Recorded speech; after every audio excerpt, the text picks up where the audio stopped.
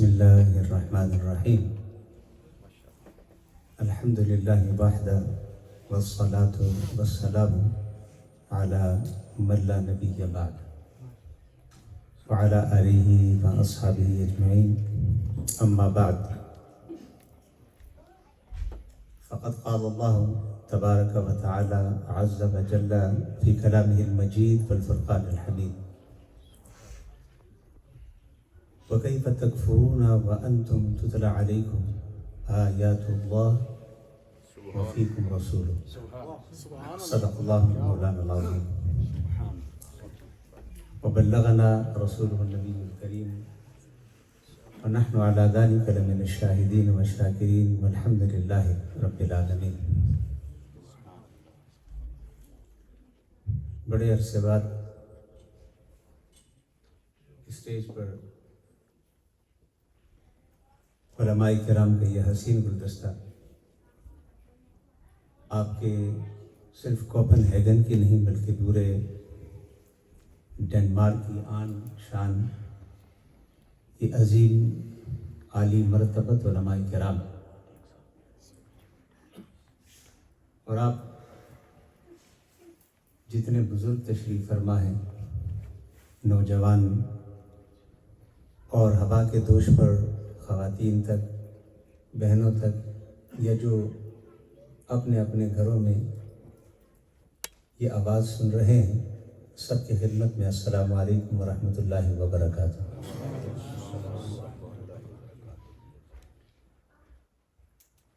کچھ شناسہ چہرے جو بڑے عرصے بعد مجھے دائیں بائیں دیکھنے کو ملے، انہیں دیکھ کر انتہائی مسرت ہوئی۔ کچھ ایسے چہرے تھے کہ ان کے بارے میں بتایا گیا کہ وہ اس دار فنا سے دار بقا کی طرف رخصت ہو چکے ہیں۔ اگرچہ یہ ایک سفر ہے، اس کا انکار کسی نے بھی نہیں کیا۔ یہ وہ واحد جرنی ہے کہ جس کو قبول کرنے کے لیے کسی عقیدے کی بھی ضرورت نہیں، مسلمان ہونا بھی ضروری نہیں، کافر ہے، دہریہ ہے، خدا کو مانتا ہے، خدا کو نہیں مانتا، اس سفر کے سارے قائل ہیں۔ اس میں کسی کا بھی اختلاف نہیں۔ جنہیں فکر رہتی ہے نا کہ کیڑا مسئلہ ہے جسے اختلاف نہ ہوئے، تو اے مسئلہ ہے جسے کسی دے بھی اختلاف ہے۔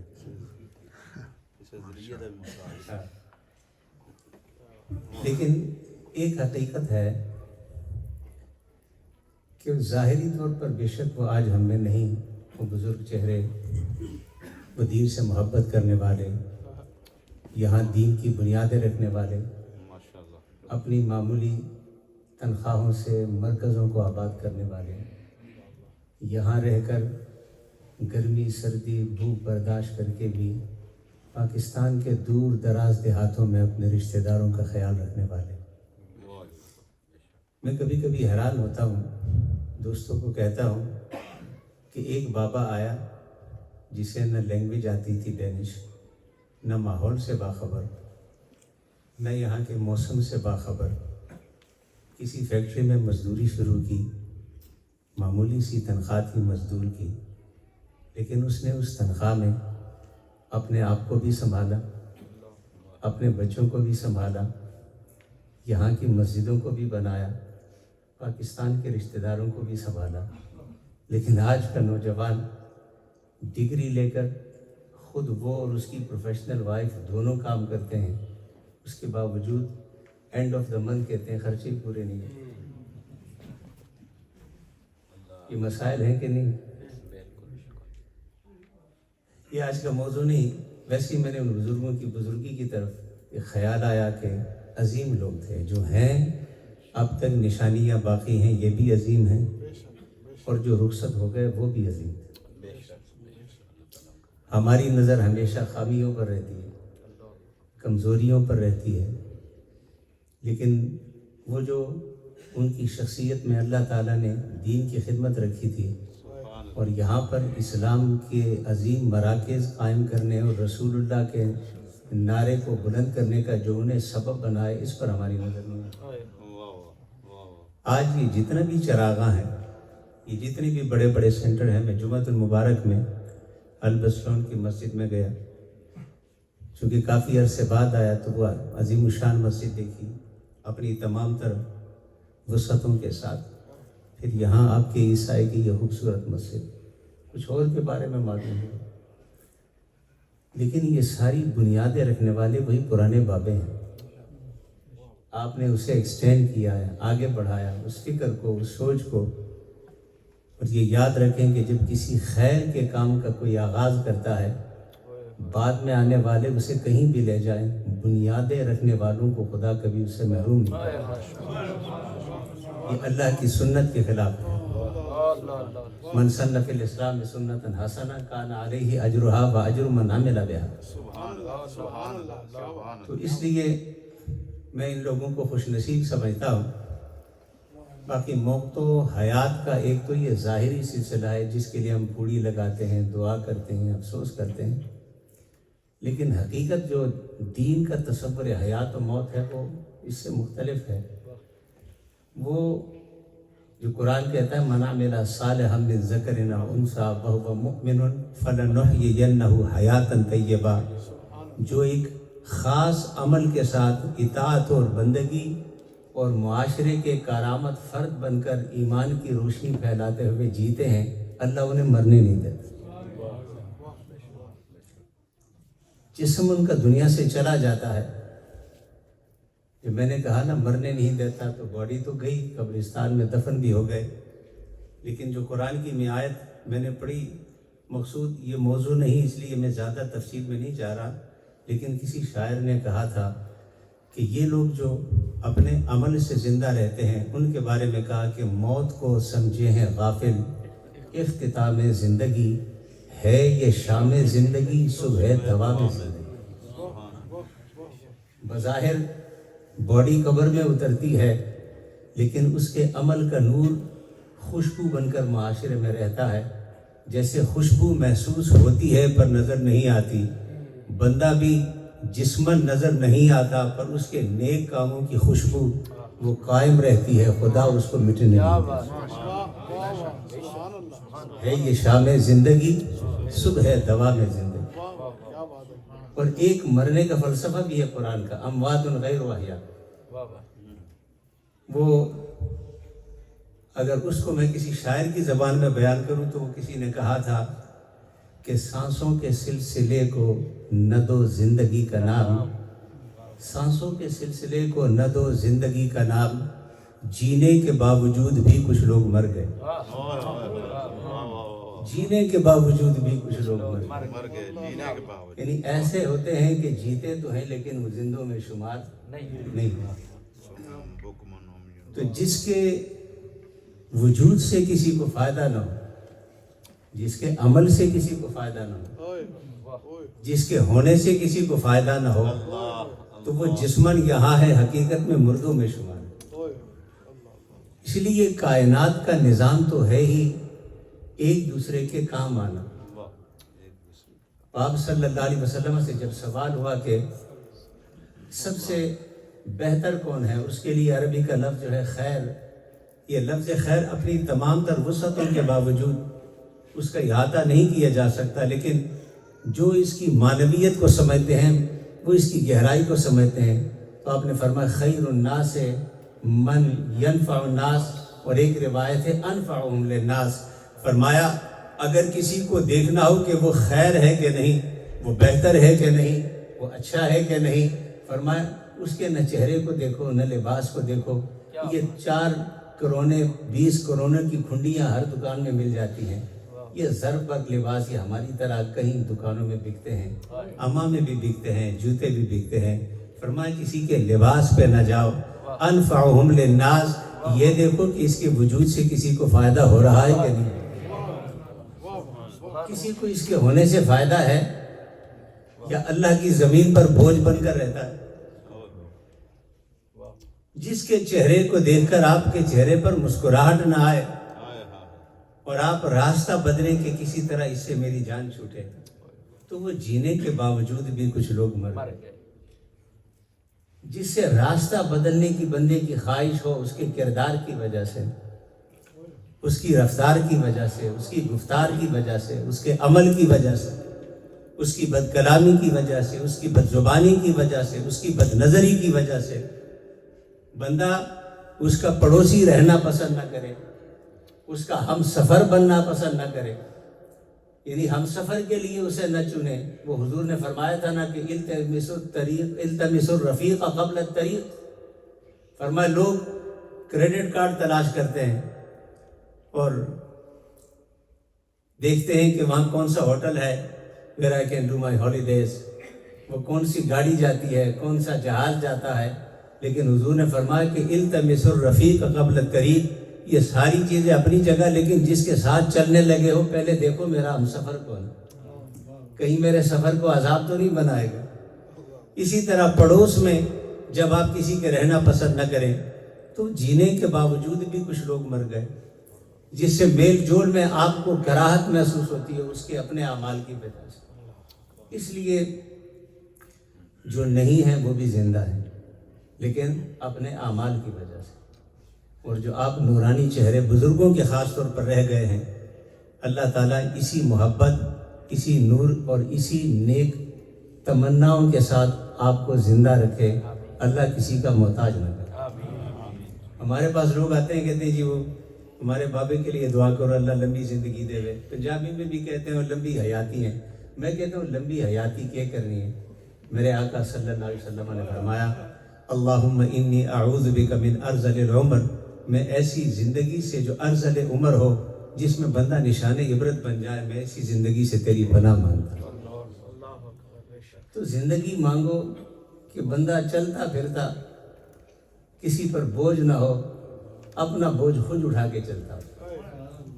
تو میری اب سن کے عادت ہو گئی ہے، میں کہتا ہوں یا اللہ تجھ سے ہمیں نہیں معلوم ہمارے لیے تیرے تقدیر میں کتنی زندگی ہے، لیکن اتنی تجھ سے دعا کرتے ہیں کہ جتنی بھی ہے عزت کے ساتھ گزارنے کی توفیق عطا فرما۔ باقی رہی بات،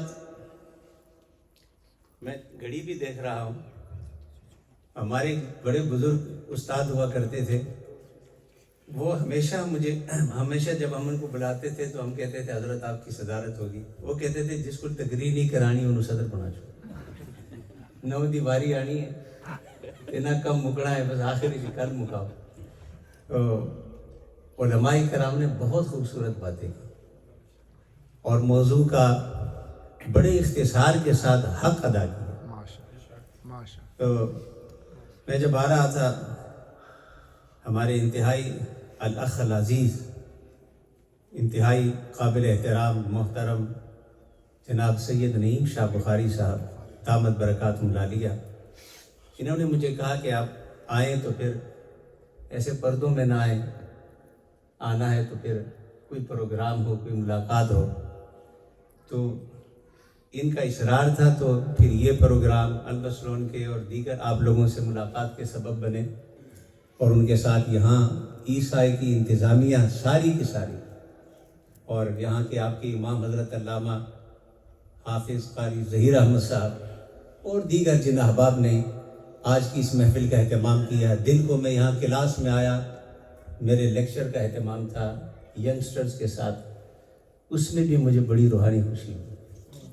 نوجوانوں کے بچوں کا یہاں میں نے جہاں ان کا تربیت کا ماحول دیکھا، تعلیم کا دیکھا، تو میں نے کہا کہ انتظامیہ یقیناً یہ خیال کرتی ہوگی کہ ہم نے مرکز بنایا تھا نماز کے لیے، عبادت کے لیے، لیکن خدا نے اسے علم کا اتنا بڑا مرکز بنا دیا۔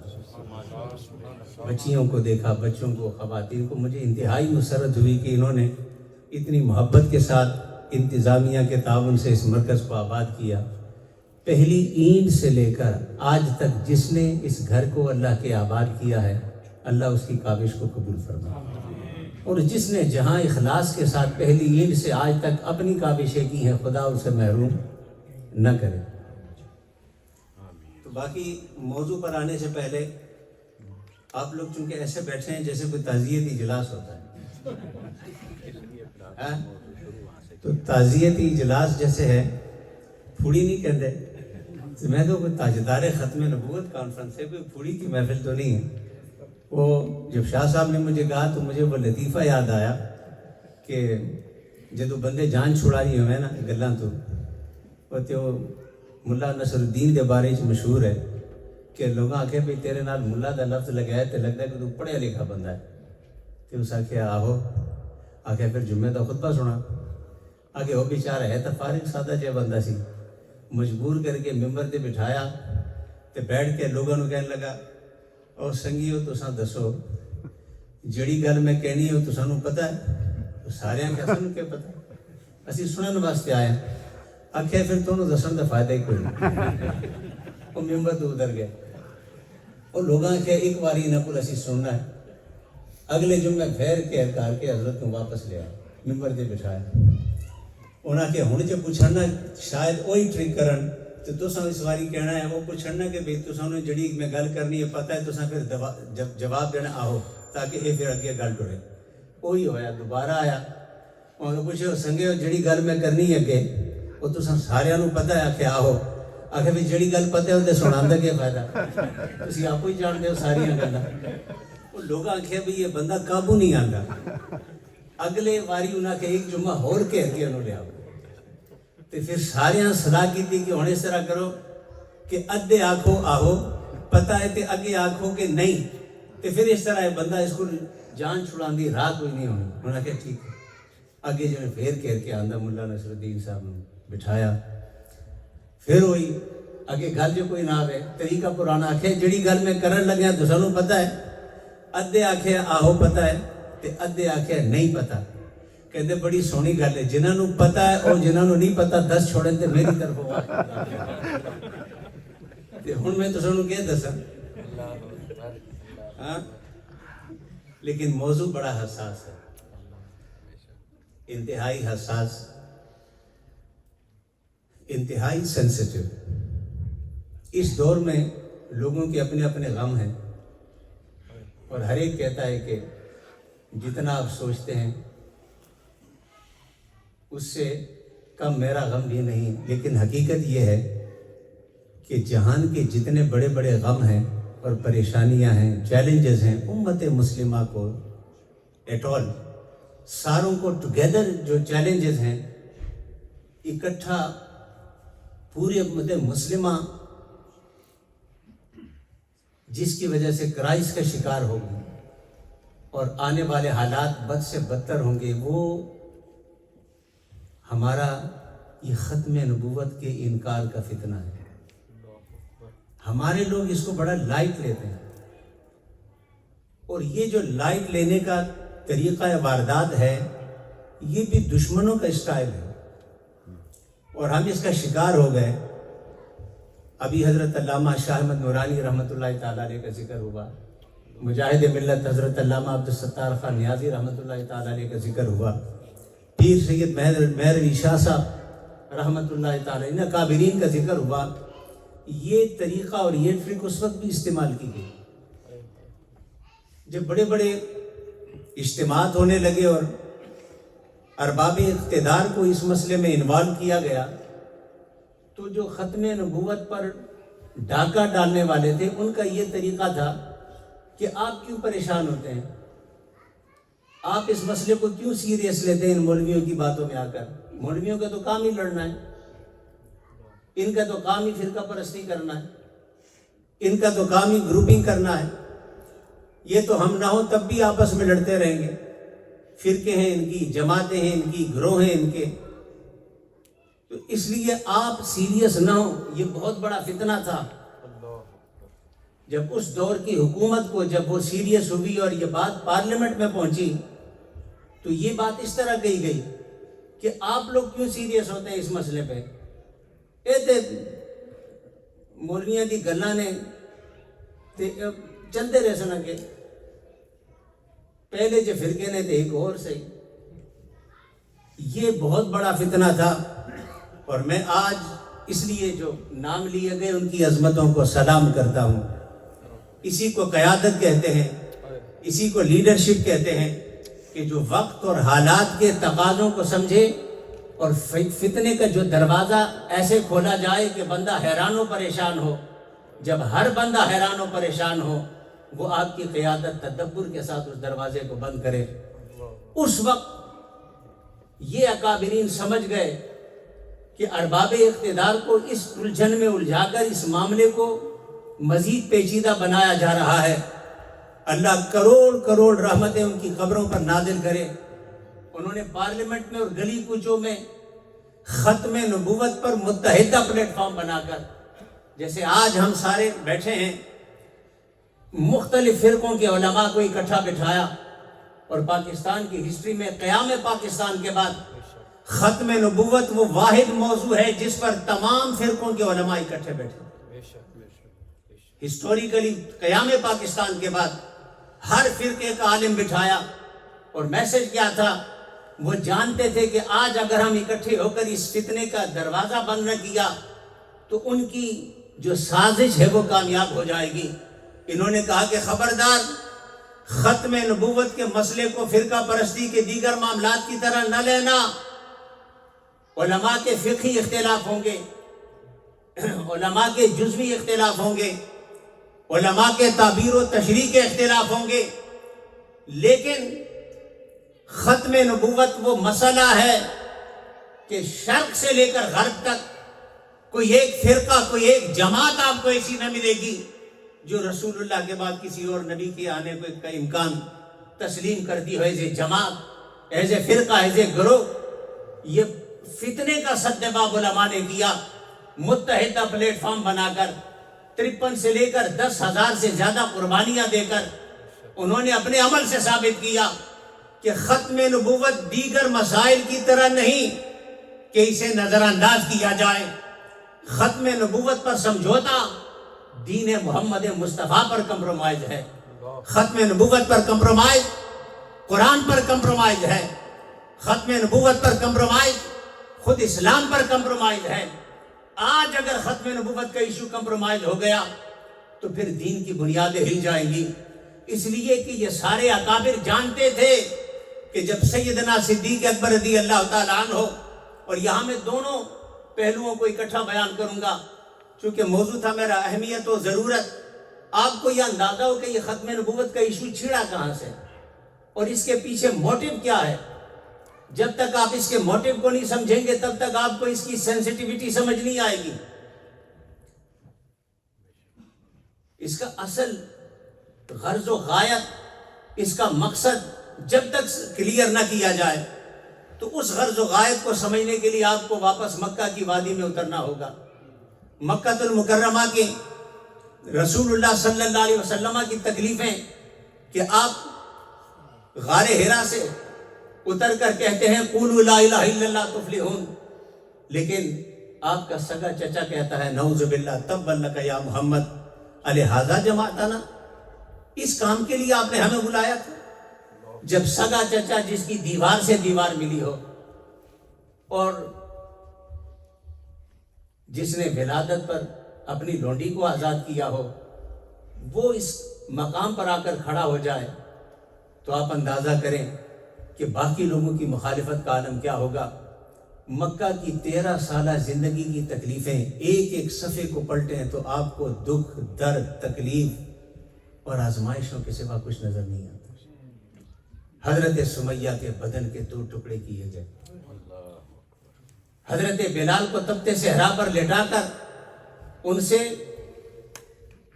لات و منات اور حبل کے نعرے لگوانے کے تقاضے کیے جاتے رہے. بدن زخموں سے چور تھا مگر احد احد کے نعرے لگاتے رہے. صحابہ کرام نے جو اذیتیں تکلیفیں برداشت کی اس وقت ان کے بیان کا وقت نہیں، لیکن آپ میں سے بہت سارے جو سیرت النبی سے رغبت رکھتے ہیں اور ایک مومن کو رکھنی چاہیے، کسی نہ کسی درجے میں آپ جانتے ہیں کہ مکہ میں سرکار دو عالم صلی اللہ علیہ وسلم نے کتنی تکلیفیں برداشت کی. اور پھر ایک وقت آیا کہ حکم الہی کے مطابق مکہ مکرمہ سے آپ مدینہ منورہ کی طرف ہجرت کرنے لگے. اور یاد رکھیں کہ ہجرت تو آپ نے کر لی تھی، آپ یہاں پر 50-50 سال رہتے ہیں، حالانکہ دیہات میں آپ کا کچا گھر تھا، دیہات میں کچی سڑکیں تھیں، دیہات میں پانی کا انتظام نہ تھا.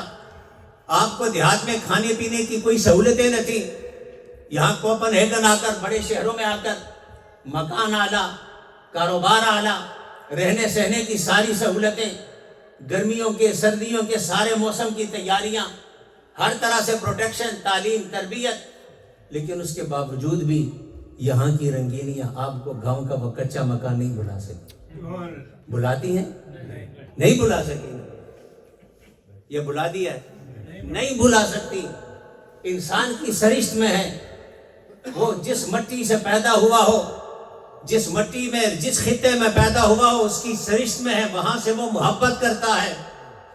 دنیا کی ساری آسائشیں اسے دے دو، دنیا کی ساری نعمتیں اسے دے دو، لیکن جہاں پر اس کی بچپن کی یادیں ہوں، جہاں وہ دوستوں کے ساتھ کنچے کھیلتا رہا ہو، جہاں پر وہ اپنے دکھ سکھ کے کئی کہانیاں، اپنی جوانی کے بچپن کے کہیں لیل و نہار گردشیں، لیل و نہار وہ بھلائے نہیں بھولتے. تو یہ ایک طبعی چیز ہے. سرکار دو عالم صلی اللہ علیہ وسلم جب مکہ سے نکلنے لگے تو سیرت کے بعد میں یہ چیپٹر بھی لکھا ہے کہ آپ نے کعبے کی طرف رخ کیا. کہا کہ کعبہ میں تجھے چھوڑنا نہیں چاہتا، مگر میں کیا کروں، مکے والے مجھے یہاں رہنے نہیں دیتے. مکے والے مجھے اب یہاں رہنے نہیں دیتے. حکم الہی تھا، لیکن ظاہری اسباب جو ہو گئے تھے، صحابہ ایک ایک کر کے ہجرت کر گئے. اب اگلی بات، مدینہ میں پہنچ گئے. مدینہ میں حالات بدلے. اور پھر چلتے چلتے میں بات مختصر کرتا ہوں، چونکہ میرا موضوع سیرت کے یہ باب نہیں، موضوع ختم نبوت ہے. یہ چیزیں اس لیے بیان کرتا ہوں کہ آپ کو اندازہ ہو کہ ختم نبوت کی ساری ہسٹری سے لنک کیا ہے. مکہ کی ساری تکلیفیں اور اذیتیں، مشرکین مکہ نہ بلال کو ہٹا سکے، جسم کے ٹکڑے ہونے کے باوجود نہ حضرت سمیہ کو دین سے ہٹا سکے، آل یاسر پر ہر طرح کا تشدد کرنے کے باوجود انہیں نہ ہٹا سکے. حضرت زید بن دسنہ کا واقعہ کتنا مشہور ہے کہ جب انہیں دشمنوں نے گرفتار کیا اور سولی پر چڑھانے کا فیصلہ ہوا کہ انہیں سولی پر چڑھا کر ان کی زندگی کا خاتمہ کیا جائے، تو یہ وہ وقت ہوتا ہے جب بندہ جھوٹ نہیں بولتا. آنکھوں کے سامنے میت موت ہے، بندہ اس وقت کیا جھوٹ بولے گا. کہتے ہیں کہ اس وقت پوچھنے والے نے پوچھا کہ بتاؤ، جس مقام تک پہنچے ہو، تمہاری بیوی بچے تمہارے گھر میں تمہارا انتظار کرتے ہیں، تمہاری قسمت کا فیصلہ ہونے لگا ہے، بتاؤ کیا تمہیں یہ خیال نہیں آتا کہ جس نبی کی وجہ سے تم یہاں پہنچے ہو، کاش یہاں پر وہ اس جگہ حصولی پہ چڑھتے اور تم اپنے بیوی بچوں کے ساتھ بیٹھتے. کہتے ہیں کہ یہ سوال تو ہوا، لیکن یہ تاریخ کے صفحات پر سیرت کے باب میں رقم ہے. یہ جواب رسول اللہ کے صحابی کا. آج آپ صحابہ کے نام پر تبرائیں کرتے ہیں، صحابہ کے نام پر گستاخیاں کرتے ہیں. آپ اندازہ کریں ان شخصیات پر آپ کی زبان درازی ہے کہ جنہوں نے دین اسلام کی خون سے آبیاری کی. صحابی نے فرمایا، تم کہتے ہو کہ جان کے بدلے جان، میری جان کے بدلے رسول اللہ کی جان. کہا مجھے رب کائنات کی قسم ہے کہ یہاں پر ایک طرف میری جان ہو، دوسری طرف رسول اللہ کو چبھنے والا کانٹا ہو. رسول اللہ کے چبھنے والے کانٹے کے مقابلے میں اگر میری جان جاتی ہے تو میں اسے بھی برداشت نہ کروں گا. اور پھر جان قربان کر دی. اندازہ کریں کہ سولی پر چڑھایا، سوشل بائیکاٹ کیا. آپ نے سوشل بائیکاٹ دیکھے نہیں ہیں، صرف سنے ہیں، اور جو اس کی شدت کو محسوس کر سکتے ہیں ذرا غزہ کی وادی میں اتر کر دیکھو کہ جب بائیکاٹ کا ہر طرف سے امبارکو اور حصار ہوتا ہے تو کیسے بچے تڑپتے ہیں، کیسے خواتین پانی کے لیے در بدر پھر رہی ہوتی ہیں. بارود کی بارش ایک طرف، وہ جو اسے حصار میں لے کر وہاں پر غذائیت کے لیے، اجناس کے لیے رکاوٹیں کھڑی کی گئی. آج ننگے انسانیت ہیں ہم، پوری دنیا دیکھتی ہے، مگر کوئی اس کے لیے عملی اقدام اٹھانے کے لیے تیار نہیں یو این او کے پلیٹ فارم سے. تو مقصود رسول اللہ کے صحابہ نے اسی طرح کا 3 سال کا سوشل بائیکاٹ برداشت کیا شعب ابی طالب نے، لیکن ان کی کوئی تدبیر کام نہ کر سکی. مدینے میں ان پر جنگیں مسلط کی گئی. بدر کا معرکہ مسلط ان کی طرف سے ہوا, احد کا معرکہ مسلط ان کی طرف سے ہوا, اور جتنے بڑے بڑے معرکے ہیں, لیکن ان ساری جنگوں کے باوجود اسلام کو شکست نہ دے سکے. اب یہ سارے طریقے تھے مسلمانوں کو ڈرانے کے, دھمکانے کے, حتیٰ کہ ہجرت کے نکلنے کے لیے اجازت نہ تھی. وجہ وہ کہتے تھے مکے میں ہم نے گھیرا ہوا ہے, اگر اس سٹی سے نکل گئے تو پھر کون ان کو کنٹرول کرے گا. آپ کو یاد ہے جب انہوں نے اعلان کیا تھا کہ کون ہے جو مکے سے نکلنے کا ارادہ کرتا ہو, ہجرت کے نام پر تلاش کرو. اور صحابہ کرام جو بظاہر کمزور تھے, خاندانی طور پر دیگر حوالوں سے بڑی برادریاں نہ تھیں, خاموشی سے نکلتے رہے.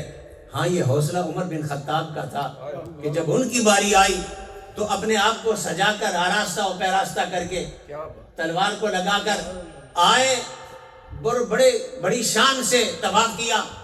کہ تم پوچھتے ہو کہ کون ہے جو ہجرت کرے, ہمیں بتاؤ تاکہ ہم اسے نشان عبرت بنائیں, ہجرت کے لیے نشان عبرت بنائیں. تو آؤ, یہ خطاب کا بیٹا عمر تیار ہو کر آیا ہے, ہجرت کرنا چاہتا ہے.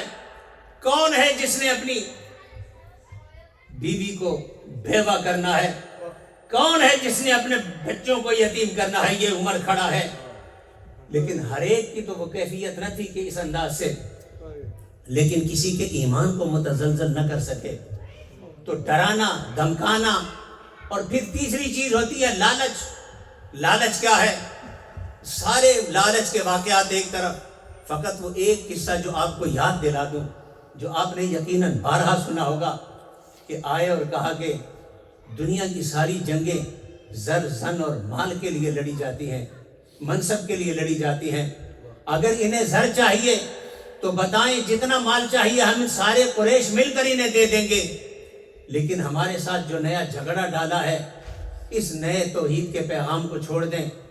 اگر انہیں زن چاہیے, خاندان جس میں یہ رشتہ چاہے ہم کرا دیں گے. منصب چاہیے تو ہم انہیں سردار ماننے کو تیار ہیں, لیکن اصول وہی ہوں گے جو دور جاہلیت کے تھے. حضور نے کیا فرمایا؟ میرے ایک ہاتھ پہ سورج, دوسرے پہ چاند لا کے رکھ دو, خدا کی قسم یا حق کا علم بلند ہو کر رہے گا یا محمد کی جان اسی میں چلی جائے گی صلی اللہ علیہ وسلم. یہ سارے سیرت کے واقعات ہیں, اور میں آپ کو ذہن میں بھولے نہ ختم نبوت کی طرف جا رہے ہیں کہ یہاں یہ سارا کچھ ہو رہا ہے. تدبیریں لالچ دے کر, جبر کر کے, ظلم کر کے, جنگیں مسلط کر کے, جب سارے طریقے ناکام ہو گئے تو ایک وقت ایسا آیا کہ مدینہ کی ریاست بن گئی. صحابہ کرام ایک اور شان کے ساتھ, اذا جاء نصر اللہ والفتح,